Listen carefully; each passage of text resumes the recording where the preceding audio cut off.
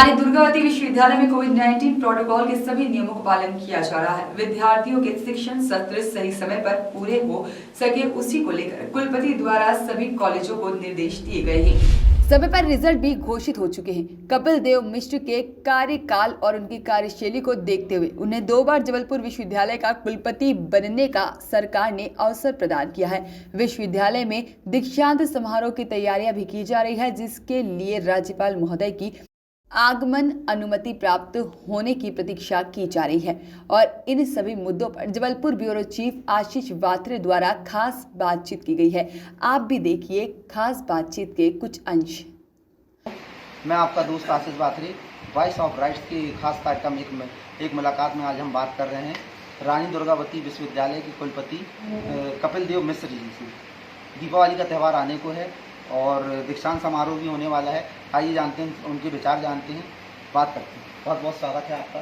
धन्यवाद, बहुत बहुत धन्यवाद। रानी दुर्गावती विश्वविद्यालय के द्वारा प्रतिवर्ष दीक्षांत समारोह विद्यार्थियों को सही समय पर डिग्री प्राप्त हो, इसके लिए आयोजित किया जाता है। इस बार ऐसा निर्णय हुआ मध्य प्रदेश के महामहिम राज्यपाल के महोदय के द्वारा कि प्रत्येक विश्वविद्यालय एक ऐसी तिथि निश्चित करे जो कोई ऐतिहासिक दिवस हो, विश्वविद्यालय की स्थापना का हो या कोई महापुरुष से जुड़े हुए हो। तो विश्वविद्यालय ने 5 अक्टूबर, क्योंकि रानी दुर्गावती का जन्मदिन उस दिन पड़ता है, तो 5 अक्टूबर निर्धारित किया गया है। लेकिन 5 अक्टूबर लगभग 1 वर्ष अभी अंतराल में रहेगा, तो उसके पूर्व 1 जनवरी में हम लोगों ने एक निर्णय लिया स्थायी समिति में बैठक में कि जनवरी में एक दीक्षांत समारोह उसके पहले हम लोग आयोजित करें। उसकी तैयारी विश्वविद्यालय परिवार कर रहा है और महामहिम से अनुमति प्राप्त होने के पश्चात वो तिथि घोषित की जाएगी। जैसा कि देखा जा रहा है कोरोना काल में वैक्सीन तो बहुत लोगों को लग गई, फिर भी बचाव की बहुत स्थिति, क्योंकि तीसरी लहर आने की बहुत संभावना है। जैसा कि आपने बताया कि जनवरी में एक कार्यक्रम हम करने वाले, कोरोना की गाइडलाइन को देखते हुए किस तरीके की तैयारी है? रानी दुर्गावती विश्वविद्यालय कोरोना आने के पहले ही जैसे संभावना बनी थी, उसी समय से कोरोना से संबंधित सारी सावधानियों के लिए निर्दिष्ट किया गया था और कर्मचारी हो या अधिकारी हो या आचार्य हो या विद्यार्थी हो, सबके लिए कोरोना के जो प्रोटोकॉल है वो पालन करना अनिवार्य है। दीक्षांत समारोह में भी रानी दुर्गावती विश्वविद्यालय के लिए जो डिग्री प्राप्त करेंगे विद्यार्थी, उपाधि धारकों के लिए प्रोटोकॉल का पालन करना अनिवार्य होगा। मुंह पर मास्क हो, हाथ में सैनिटाइजर हो और अन्य जो स्थानीय प्रशासन या मध्य प्रदेश शासन या केंद्र शासन के द्वारा जो निर्देश दिया जाएगा उसका कठोरता से पालन किया जाएगा। आप जिस तरीके से 2 बार कुलपति यहाँ पे बने हुए हैं, ये लोगों की चाहत है या फिर आप जिस कर्तव्य से आप अपनी ड्यूटी निभाते हैं और बालकों को आपने बहुत सुधारा, छात्रों को जो नए नए संगठन पहले पैदा हुए रहे यहाँ पे जो विरोध करते रहे हमेशा, वो आपकी तारीफ करते, क्या कारण है, क्या इस तरीके का रानी दुर्गावती विश्वविद्यालय की उच्च शिक्षा का जो उद्देश्य है वो यही है कि हमारा विद्यार्थी स्वावलंबी हो और उसके एक हाथ में ज्ञान हो, दूसरे हाथ में कौशल स्किल हो, जो राष्ट्रीय शिक्षा नीति हमको बता रही, और साथ में हमारा विद्यार्थी, हमारा जो युवा है, चाहे वो छात्रा हो चाहे छात्र हो, वो शीलवान, गुणवान के साथ चरित्रवान और संस्कारवान बने। इसलिए हमारा विश्वविद्यालय सभी आचार्यों के सहयोग से इसी दिशा में कार्य कर रहा है। उत्कृष्ट शिक्षा और रोजगार, समय पर परीक्षा, समय पर परिणाम, इस कार्य को लेकर के चाहे जिस संगठन का विद्यार्थी हो, चाहे जिस जाति का हो, चाहे जिस धर्म का हो, सबके लिए हम शिक्षा सुलभ करा रहे हैं, सर्वसुलभ शिक्षा। और कोई भी विद्यार्थी अगर गरीब भी है, निर्धन भी है, क्योंकि हमारा तो उद्देश्य है कि मैं अपने लिए नहीं, अपनों के लिए हूँ। अपने वह हैं जो पीड़ित और उपेक्षित हैं, वो किसी भी क्षेत्र का हो, धर्म का हो, जाति का हो, संगठन का हो, उसको हमें शिक्षा देनी है और उसको अपने पैरों पर स्वावलंबी बनाना है, उसको खड़ा करना है। यही हमारा उद्देश्य है।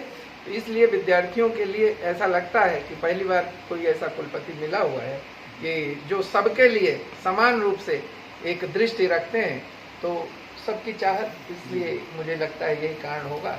और अति तो निश्चल जो युवा होता है बड़ा शुद्ध और निखालिस होता है, वो तो जैसा देखता है उसी तरह से भाव बनाता है।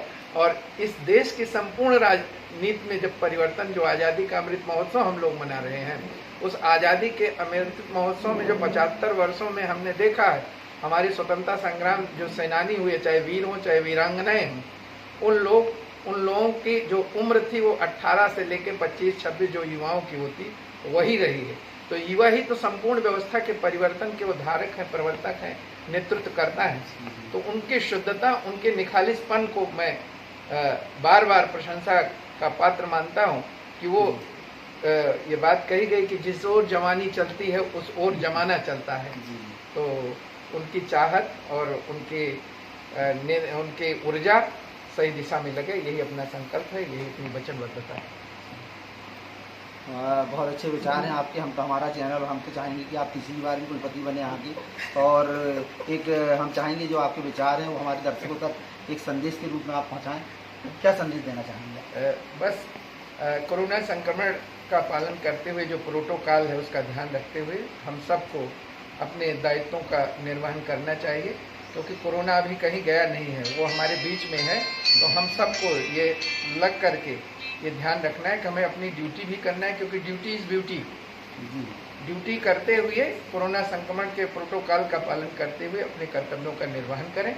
निश्चित है हम स्वस्थ रहेंगे तो मस्त रहेंगे, और जब मस्त रहेंगे तो जो हमारा लक्ष्य है उसको प्राप्त करने में सफल होंगे। बहुत बहुत सबको शुभकामनाएं। आने वाली दीपावली की सबको बहुत बहुत शुभकामना पूरे रानी दुर्गावती विश्वविद्यालय परिवार की तरफ से।